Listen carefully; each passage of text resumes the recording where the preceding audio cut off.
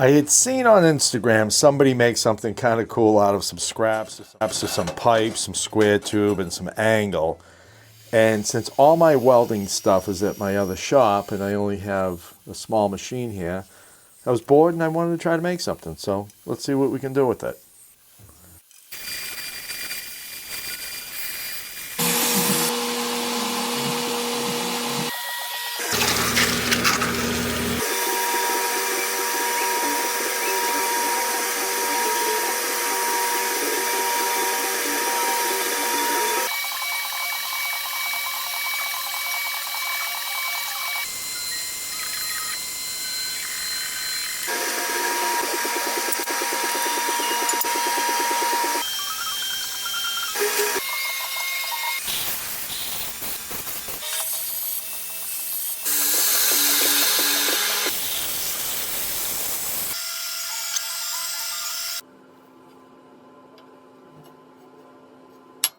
Thank you.